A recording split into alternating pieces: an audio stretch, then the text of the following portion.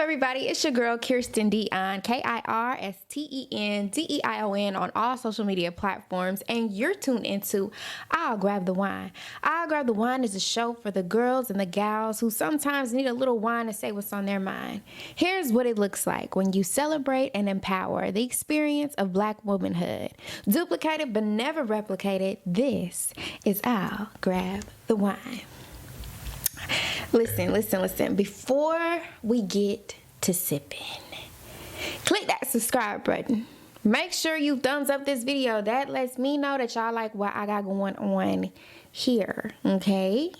Subscribe right now. Let's not delay. Subscribe right now. And hello from all of my streaming platforms as well. Make sure you download this episode today. Now then, I talk to myself. I do. I'm a good listener, so I talk to myself. But outside of talking to myself, I do it because there's actually some benefit to talking to yourself. And if I'm being completely honest, I'll talk to myself out loud in the store, in the chair, by a bear. I'll talk to myself anywhere, okay? Because positive self-talk has truly... It has changed my life. And even if it's out loud or if it's in my head or whatever, positive self-talk has truly transformed my life. And I feel like I'm a more balanced person because I positively talk to myself. Like I pour into myself all the time. So that being said, I hope that by the end of this episode that you don't judge me for talking to myself, or at least proclaiming that I talk to myself, and maybe you even start talking to yourself by the end of this episode. So let's get into it. When I say positive self-talk, that just means I am talking to myself positively, I'm being gentle with myself. I am talking positive to me. Sometimes it's in the mirror, I will say. Sometimes it's just out loud in general. It comes in various forms, but there are a lot of benefits from positive self-talk. And I pulled some stats for you just because it's scientifically proven. And I didn't just want to be on here talking about I be talking to myself and y'all just think ooh, that girl, she need help. No, wait, just hold the line. And let me tell you about it. So, a study published in the Journal of Personality and Social Psychology found that positive self-talk can significantly reduce symptoms of depression and anxiety. Participants who engaged in positive self-talk experienced a 30% reduction in depressive symptoms over 6 months. That's just one statistic on positive self-talk. Let's get into another one. Research in the Journal of Clinical Psychology shows that individuals who practice positive self-talk are more resilient in the face of stress and adversity. They reported a 25% increase in their ability to cope with difficult situations. Oh, I can't wait to talk about that. In a minute, we're going to put a pin in that, but let that little stat right there.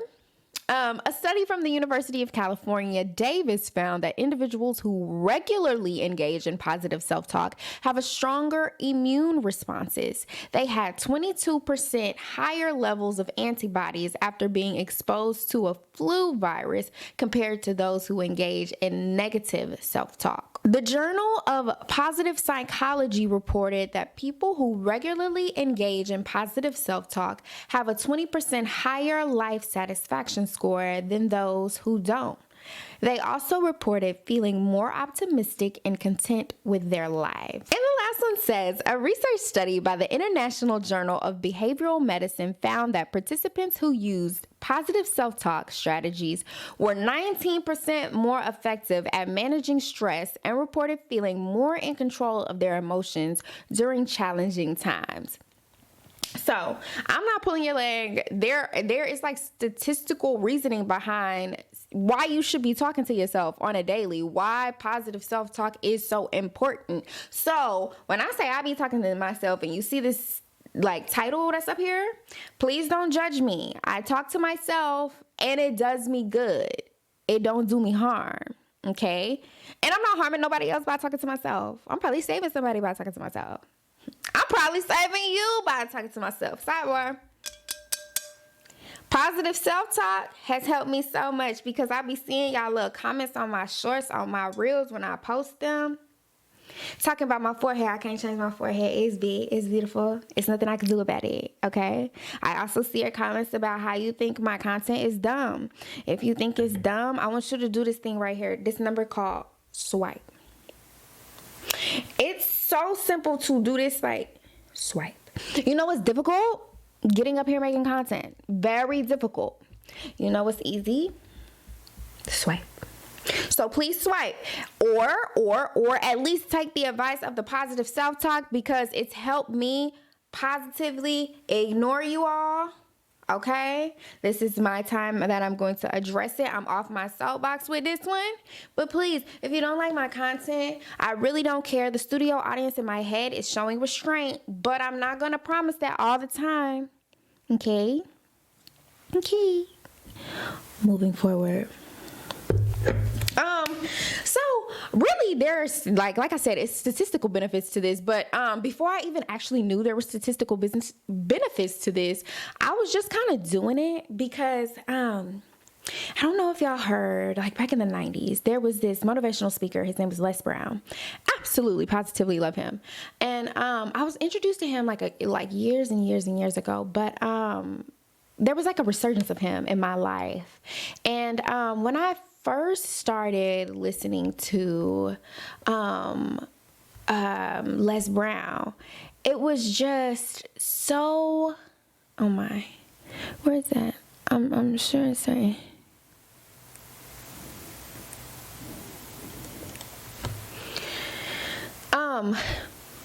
So when I started listening to Les Brown, it was like at a time in my life where I really just needed positivity. So, kind of getting to how I started listening to him. I was in a really dark space. If I'm being completely honest, everything about my life just seemed like it wasn't coming together no matter how hard I tried. I was trying hard to be a good mom, and it just seemed like I was always absent from my son's life. I was trying to be a good student, and it just seemed like all of the studying that I was doing, it wasn't just paying off at that time, or it didn't have an immediate payoff. You know what I'm saying? I wasn't making bad grades, but because I wasn't already graduated, it just felt like I was just so stagnant. And then I was also around this time, I'm trying to have a relationship with somebody I truly cared about. And I couldn't even give them the time that I wanted to give them. You know, I couldn't give them my full self because, you know, I mean, I wasn't even giving myself my full self at that time, if I'm being completely honest with you, having to be a mom, having to be a daughter, having to be a student, having to be a business owner. It was just, I was giving myself in so many places and I just wasn't pouring into myself. And then I just noticed that nobody was fully satisfied with the portions of myself that I was giving. When I wasn't even giving myself any part of me. I wasn't giving myself any part of me. But everybody was complaining about what I had to give to them. And it made me feel sad because I'm just like, if you only knew I was sacrificing this piece of me to give to you. And, you know, it made me sad. And I started isolating myself. Being as transparent as possible, I really just started saying, you know what? I'm good. I'm good on everything, and just pulling back and isolating myself. I don't think that, like, when I really just recall, I know that wasn't the healthiest thing to do. I know that wasn't I know that wasn't the best thing to do, you know? Just nobody deserves for me to desert them just because I can't vocalize that, you know, I'm going through something, and as much of me as you need, I need you. I wasn't being vocal about reciprocity, let me say. So I just pulled back from everyone. And then on top of that, I'm working through traumas, right? So I'm working through abandonment. I'm working through people leaving me when I need them the most. And because I'm working through that, or, you know, back then I don't think I was working through it. Now I can say I'm working through it because you're never healed. You're always healing. But now I can say I'm working through abandonment issues. But back then I don't think I was working through it. I think I was just like, going through the motions. So, I just pulled back from people in avoidance. Like, I was trying to avoid being hurt in ways that I had already been hurt before. Like, really just shielding myself because I couldn't take any more hurt or disappointment. I couldn't take anybody breaking my heart again. I couldn't take anybody telling me I wasn't good enough or, just making me feel like I was falling short in life, and knowing that I'm giving my all to this, like everything. I'm giving my all to everything is still falling short. So, dramatically, I just felt like, as a traumatic reaction, let me not say traumatically, like as a traumatic reaction, as a trauma response, I just said, you know what, I'm good. I'm cool off of everything. I'm gonna just pull back from everything, everybody. Living in a house with people, you know what I'm saying? Having parental stability and being isolated is very strange because it's cold. Like, I felt myself not making the house that we all shared a home because I was so isolated and I wouldn't open up to anybody. I was just to myself. I was in my own shell. I was just in my own whirlwind, so much so that I knew I had to do something when my son started feeling how cold I was. Like, it was like he would always try to give me hugs and be warm with me, and I was just still so present but distant, and I couldn't stand that. So I just looked at myself and I was like, you know what? We've got to do something about this. And I reached back into my memory library and I recall Les Brown. Don't know how, don't know why he came into my mind, but I did. And I remember this motivational speech he said. It was so good to me, still so good to me to this day. I can't even remember what it's called. I want to link it. I'll probably link it below here just because I feel like if anybody is in that space that I was in once upon a time, I think that you should listen to it. But right here, I'll briefly explain. In this speech, he looks to the audience, he says, I want you to say this right now. I'm going to make it. And it was just so convincing to me at that time. Just like, he literally, all he said was, I want y'all to say, I'm going to make it.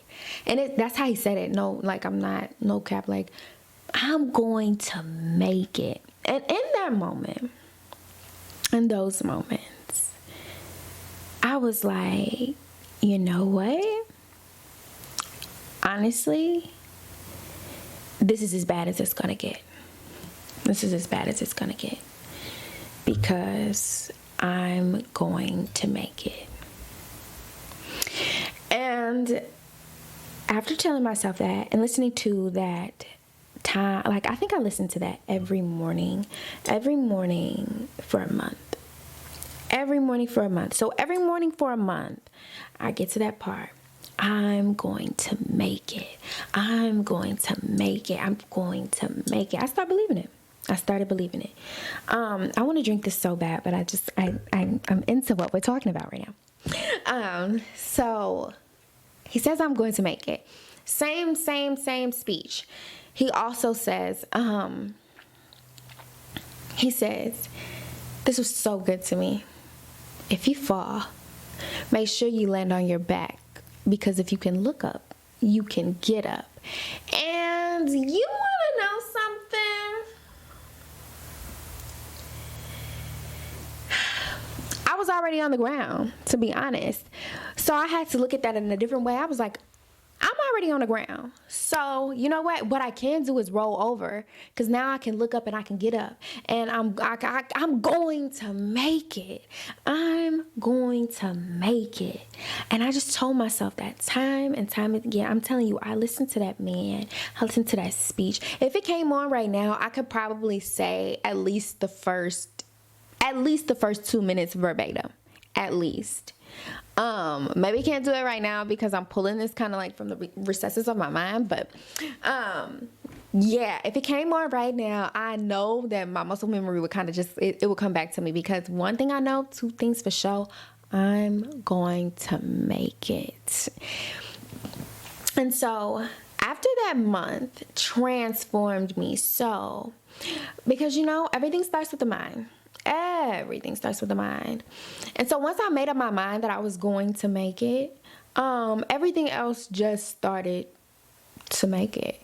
And it was just so transformative, and I was so small, but it really did help, and it changed me.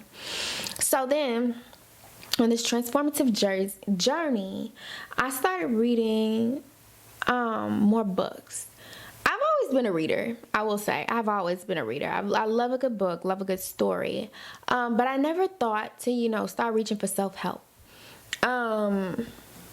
But I realized that I was in a space of needing a little bit of help outside of me, outside of my knowledge and what I knew to be true, So I dug a little bit deeper, and I started reading this book, and it's called Think and Grow Rich. And then, who's that?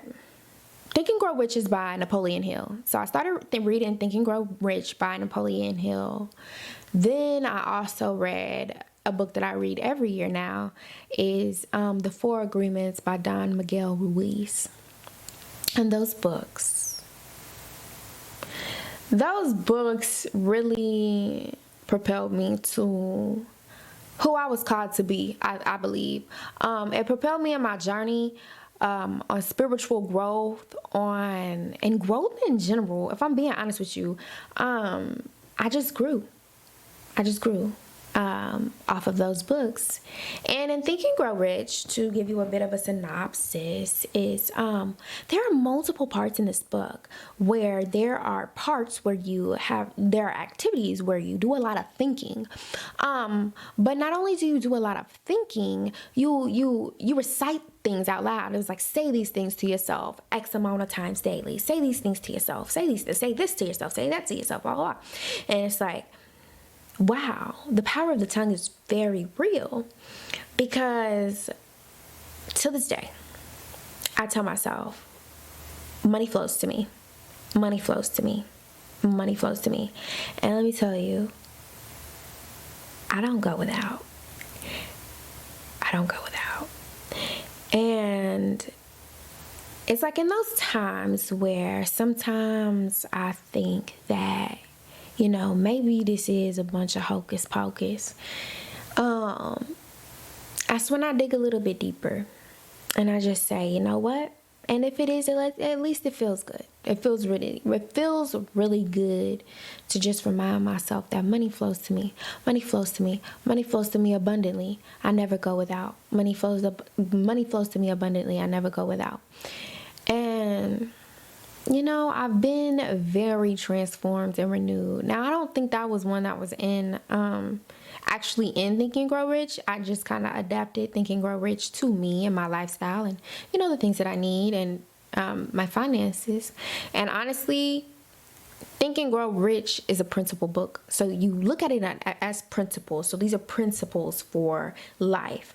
And you adjust them to your finances. You adjust them to your relationships. You adjust them to, whatever you need those values to adjust to. So I did, and so much better because of it. Think and Grow Rich. And then also The 4 Agreements by Don Miguel Ruiz. So The 4 Agreements is amazing. Like I said, it's something that I read so frequently that it's quite literally next to me. I love this book. And let me just give you the 4 agreements.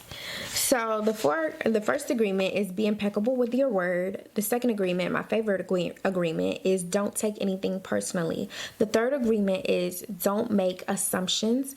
And the fourth agreement is always do your best.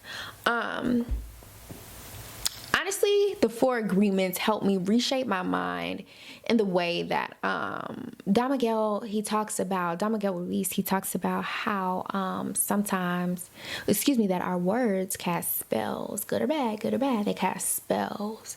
And so it just made me really be mindful of what I'm saying, because if I knew I was saying something that could cast a spell and that was negative over my life, I wouldn't say it. It's a book on mindfulness, on being mindful, on being present. Ooh. about how important it is to be present when we are talking about, positive self-talk.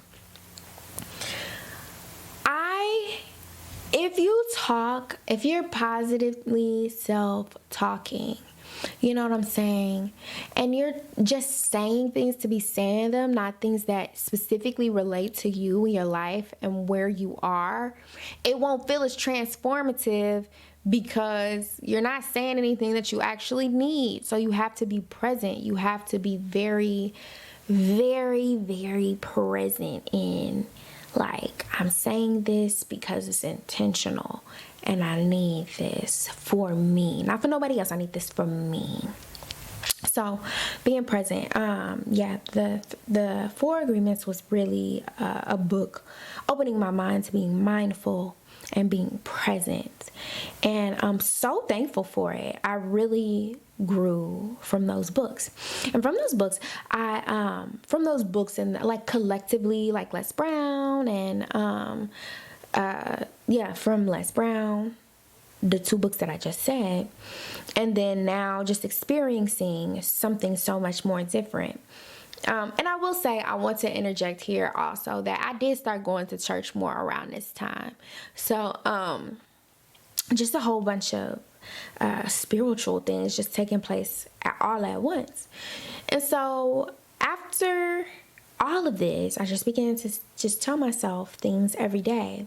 And then I was like, I wonder how much more transformative would this be if I just took the things that I liked the most out of all of these books or all of these things and I just recorded myself saying them. And so I did. And I have like 10 minutes worth of mantras of me just saying positive things that I like to speak over my life. Just 10 minutes straight of me just talking to me. And when I tell you, I would listen to that every day, multiple times a day, because I wouldn't have to think about it too much. You know what I'm saying? Like, all the things that I want, I've already said it. And, like, I've already told the universe. And it ain't really switching up. Like, it's not. And so I was just like, let me record this. Recorded it. Started listening to it. Anytime that I had downtime. Sidebar. I'm one of those girls that really doesn't like listening to the music when I'm in the car, because in the car, I really like to get my mind together. So I'll put on an audiobook when I'm in the car, or it'll be dead silent. Ask anybody who gets in my car, they'll be like, why is there no music on? Because I'm thinking. When I'm in here, I get my mind together. There's enough noise everywhere else. Don't want it in my car. Anyways, so so I'm in my car, I'm listening to these mantras. Anytime I'm having to go somewhere, anytime I'm in the car just waiting, in a car line, blah, blah, blah. Like, I'm listening to these mantras in my mantra bag. Hear me? Life transform. That's so much more positive. Think about myself positively. Think about myself more beautifully. That I'm talking about, I am transformed, reformed, all the forms. You feel me? I'm doing all right. Circumstances are looking different just because I'm thinking different. You know what I'm saying? Like, it's just really transformed my life. And I'm in a period now, being even more transparent, where I'm in a similar situation. In a very similar situation that I was back then. And God is so good because I did the work back then and I understood what it, like I felt everything back then. I don't feel the same way now because I know how to deal with it now. I'm so much more aware of how that just didn't help me. Like, being that pessimistic didn't help me, but being positive and thinking positive and staying positive on my journey and actually accepting that this is where I'm at in my journey, but it's nowhere that I have to stay. Like, that is just so freeing. And life will go through ebbs and flows, ebbs and flows, ebbs and flows, ups and downs, ups and downs, ups and downs. Like, when you hit an up, like, there will be a down. Like, and it's okay. It's okay, because when you up, you should have learned something. And when you go down, you know how to get back up again. Do you see? Like, so transformative. I am so many experiences in my life that once upon a time, I know I'm kind of on a tangent now, but I feel so spirit-led. Once upon a time in my life, I would be so sad that I was going through whatever I went through, but as I'm older, as I'm wiser, I have more experience, I tell myself that whatever I'm going through, as I'm going through, there is a lesson in this. Like, crying and all, heartbroken and all, I'm always reminding myself there's a lesson in here somewhere. And if it's not for me, it's for somebody else. Like, and God, I'm just so thankful that I can be a vessel. Like, to be able to learn something for someone else is and be thankful for it is a different space, because you never know. You just don't ever know. I'm thankful for other people's experiences that they've shared with me, because it's helped me get through something. And now being in a space where I'm in, like, just going through stuff and getting through stuff and seeing stuff and being stuff, it's like, it hurt when it was happening. It did. Not gonna hold you. But God is so good that he can change your mind about everything, anything and everything. So transformative. My mind has completely changed about adversity. Adversity doesn't feel the same, because yes, it is adverse to what I wanted for myself, but it is not where I'm going to stay. It's temporary. And it's a lesson. And I'm thankful. You know, this was really a bigger tangent than I wanted it to be. I promise you, I only have 2 more points and I'm done. But I am just so thankful. I'm just thankful that I've always had the spirit of being a student. I'm thankful because now life is my university. And I'm so thankful that I always get to learn. Like, I'm thankful, actually thankful that I get to learn. Once upon a time, I would be sad about it, but I'm thankful now that I get to learn. And not only am I thankful that I, get to learn, every day that I'm in this university called life,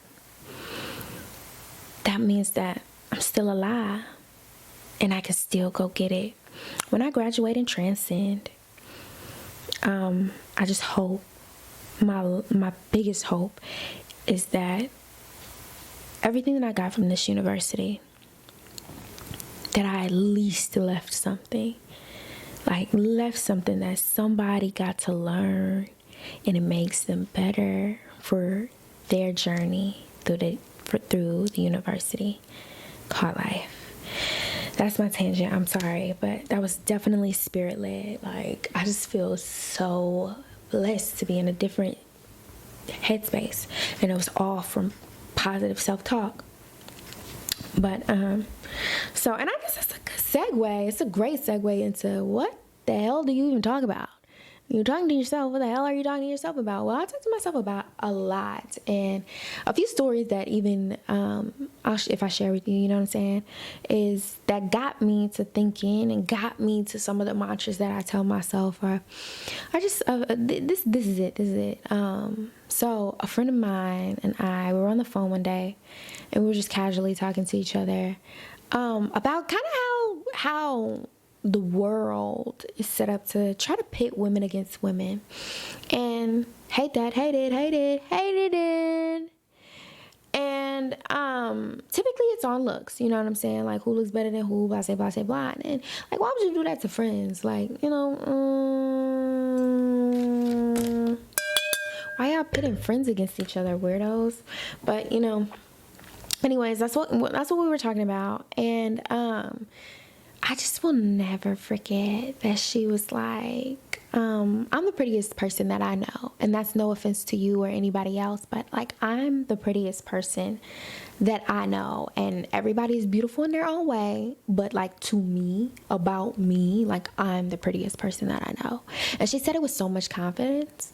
It was the most beautiful mantra ever. So now I tell myself that. Like, I tell myself that every day. Like, every mirror that I pass by, a mirror hates to see me coming, because that mirror ought to know I'm going to say I'm literally the prettiest person that I know. Like, and I know a lot of gorgeous, gorgeous, gorgeous girls. Very gorgeous, very mindful, very demure girls. However, you know, I'm the prettiest one that I know. I am so gorgeous to me. It was just, that was such a beautiful mantra to me. And those moments, I was just like, girl, she preaching low key. And that's what I'm going to keep telling myself. Like, I'm going to tell from here on out, I'm the prettiest person that I know. You know what I'm saying? So that's kind of what I started walking in.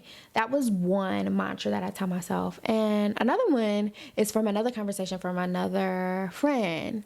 And she was talking to this guy that she had been texting. Oh my God. She was talking to this guy. And, you know, some of these men, child, like, some of them. And so this one in particular, he thought he had said something to her, and it was loosely offensive. Like, it could have been, it could have been taken anyway.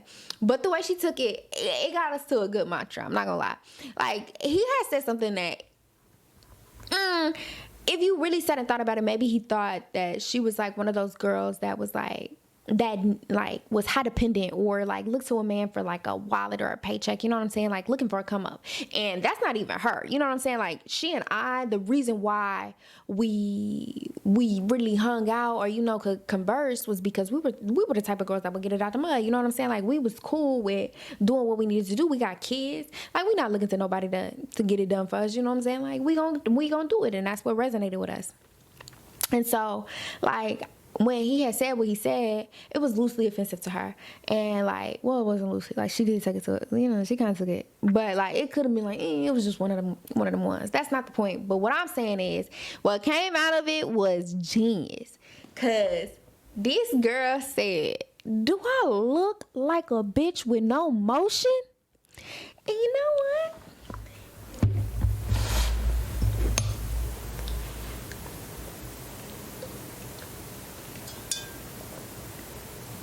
Do I look like a bitch with no motion? No, I don't. I do not. And I love that. And ever since then, I just tell myself that every day. Like, because anytime I feel a little bit less motivated, you know, or I'm dragging my feet on something like that, I'm like, okay, girl, do I look like a bitch with no motion? And so I love that. Absolutely loved that. And so I kind of took that, downloaded that into my mental computer. Another conversation was so good. I was discussing like money with an associate of mine, and to which they gave me this scripture. And kind of being funny about it, because they were very versed in like religious literature. And so but it actually reformed my mind, right? And so this is the scripture. It's Ecclesiastes 10:19. A feast is made for laughter, wine makes life merry, but money fixes everything.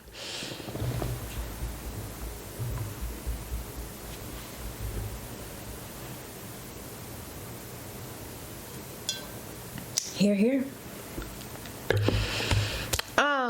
And I really reformed my life, because, you know, when we think about money in the Bible, or, you know, when we go refer to biblical text, sometimes money is portrayed as something that, you know, we shouldn't attain and we should stay away from, because it's the root of all evil, blah, blah, blah.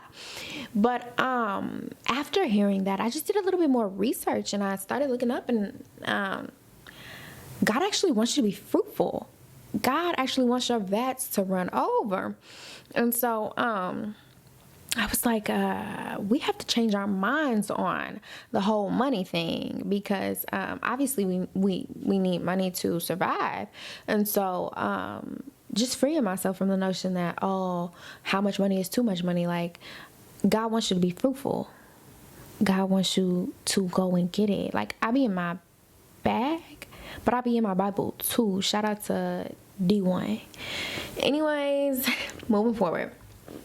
So like I told you, Think and Grow Rich had so many great mantras. It had so many great things in there. This is one of my favorite ones, one of my favorite sayings that's in this book.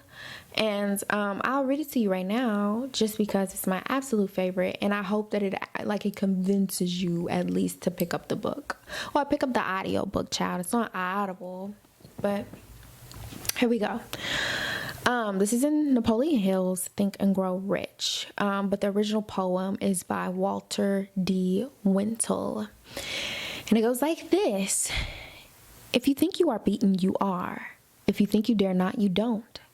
If you like to win but think you can't, it's almost certain you won't. If you think you'll lose, you're lost. For out of the world we find, success begins with a fellow's will. It's all in the state of mind. If you think you are outclassed, you are. You've got to think high to rise. You've got to be sure of yourself before you can ever win a prize. Life's battles don't always go to the strongest or faster man. But sooner or later, the one who wins is the one who thinks he can. Absolutely love that. Absolutely love it. Absolutely love it. Do I tell myself this poem every day? You bet, yeah. Bet your bottom dollar I do. Every day. Because sooner or later, the one who wins is the one who thinks he can. The sooner or later portion is the one that I'm hung up on right now because literally my timeline is mine. My timeline is mine. Cheer for everybody. When their timeline is theirs, their timeline is theirs. But sooner or later, the one who wins is the one who thinks he can. Sooner or later, doesn't matter because my timeline is mine. And I think I can, okay? So, love that so bad. And just, I think about positive self-talk and I do a whole bunch of positive self-talk and it's not just me, you know what I'm saying? Like, I like to say that, in my friend group, I'm one who encourages people to positively speak to themselves and speak over themselves. But not just to my friends, also to my family, to my parents. I'm one of positive self-talk. I think people can depend on me to speak positively and pour into them. And another thing that I'm thankful for, I'm thankful that I'm that person that people can depend on to have positive self-talk. But also, as a resource to my son, I'm glad that I instill in him, the positive self-talk. So, in recent, Noah and I have been doing a lot of walking for the girls social, shameless plug. For the girls social, www.thegirlssocial.org. We have been doing a mile challenge. And so every day you have to walk a mile.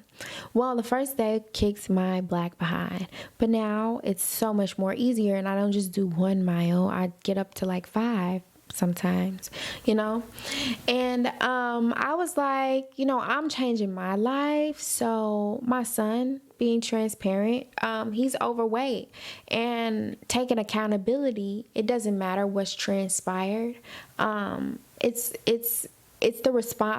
the responsibility of the adult that is in his life to make sure that he is on a path that is of least destruction. And I think I've instilled in him dangerous habits to have, and I'm doing my best to undo.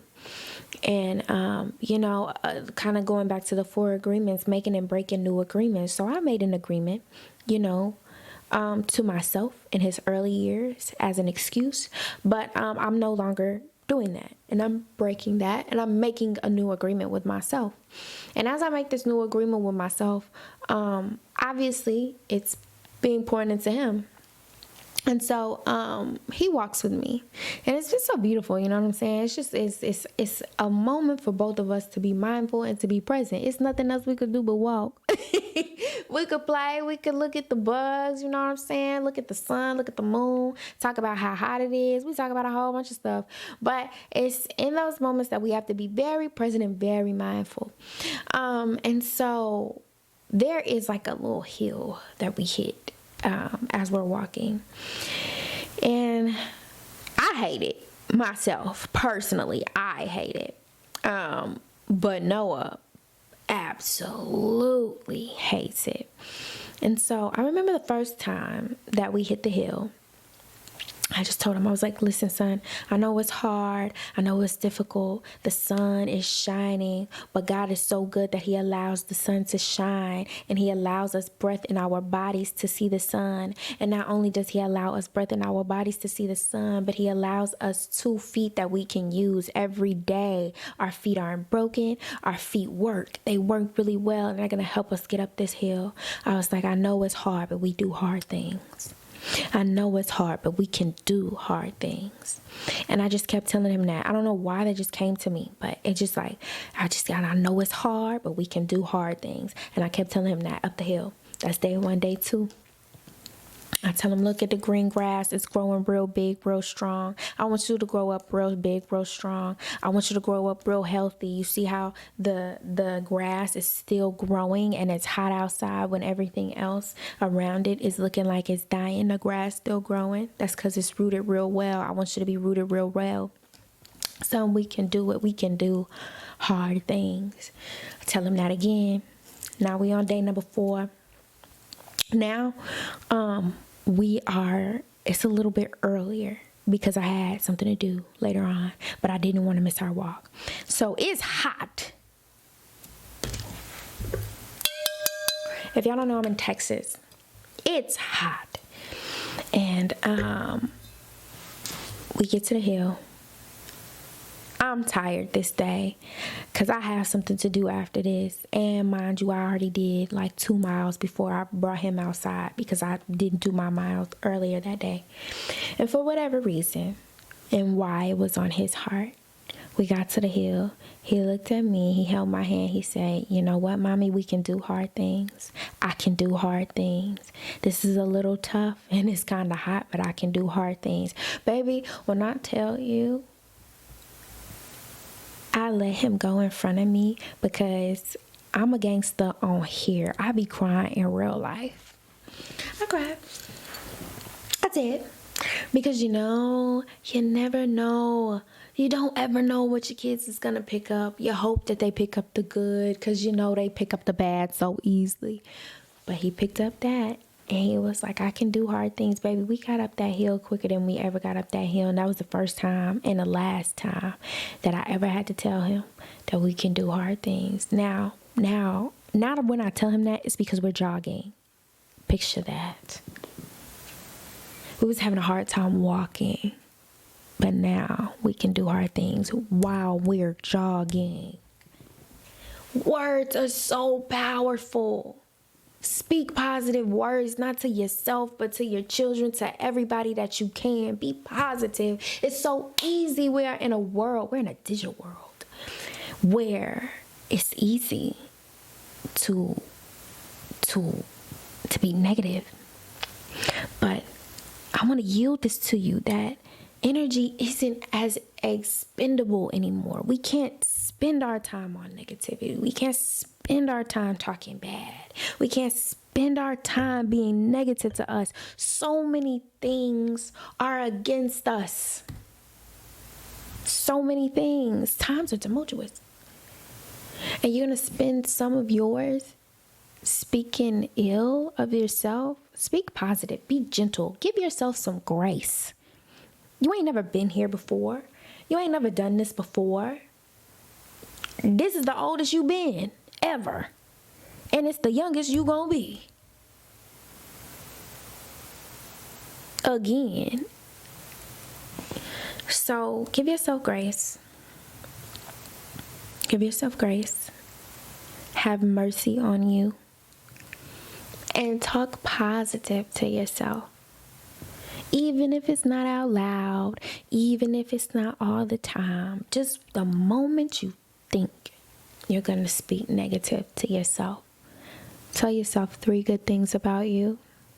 Or just tell yourself, no matter what the circumstance is, no matter what's going on, tell yourself like Les Brown told me, I'm going to make it. Oh my God. I'm so glad for this episode. Glad for this. It's time for the wind down, y'all. Wind down is a little bit different now.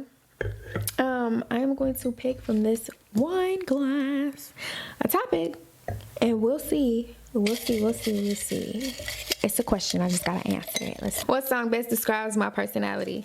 Let's see. What song best describes my personality?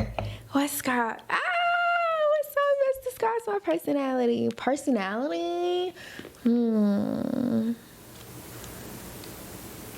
What song?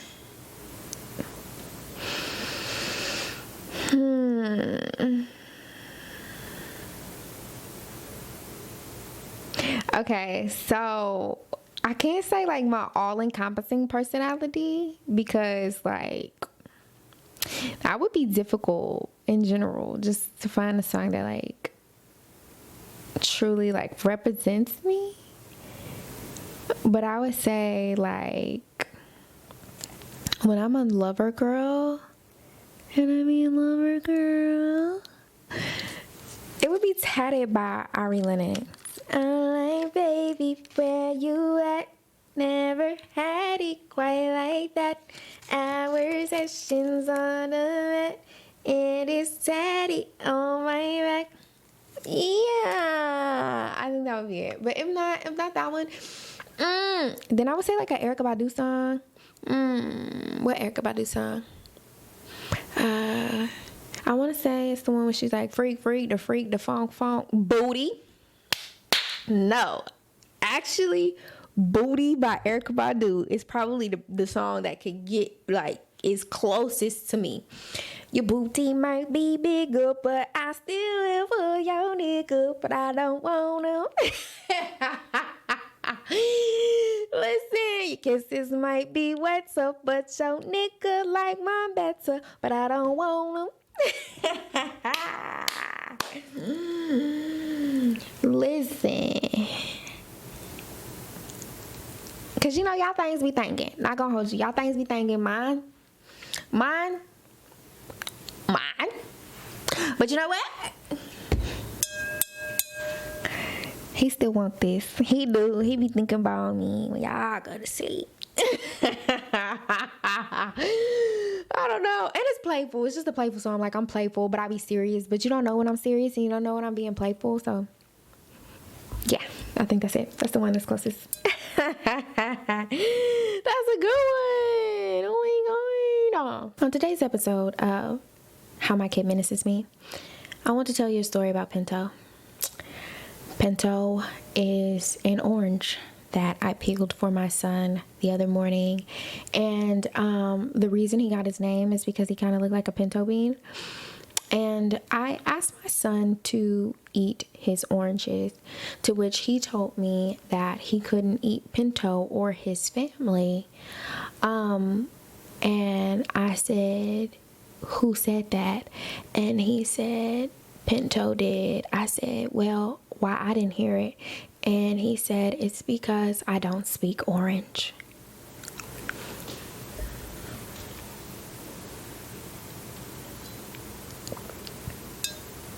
Yep. So now we're to let that shit go. And let that shit go is the part of the show where we let go of something that no longer serves us. I wish you were here with me and you could share with me, but please feel so inclined to put it into the comments. But today I will be sharing what I'm letting go of. Today I'm going to let go of analysis paralysis. I am very, very good at telling myself why I shouldn't. You shouldn't get on camera. because your hair is not done. You shouldn't get on camera because you need to put eyelashes on. You shouldn't get on camera. You shouldn't talk. You shouldn't book the venue. You shouldn't book the flight. You shouldn't. Myself, all of these things that I shouldn't do, just out of fear, out of like, I don't know. I don't even know where it comes from. Maybe just a negative mind space. Maybe just, I don't know. But I tell myself all of these negative, horrible things, and it stops me from doing the things that I know I'm called to do. So today, I just want to let go of all of that. Like, what is for me is what is for me. What is meant to be will be. And I have to get out of the way of myself. I'm removing myself as an obstacle. I'm going to let everything else do what it does. But I'm going to remove myself as an obstacle on this journey. And so, if we let that shit go, then we got to drink to that. And our drink to that is the part of the show where we raise our glasses to being the most audacious women the planet has seen. As you reflect on what you're raising your glass to, I'll share something that I'd like to celebrate.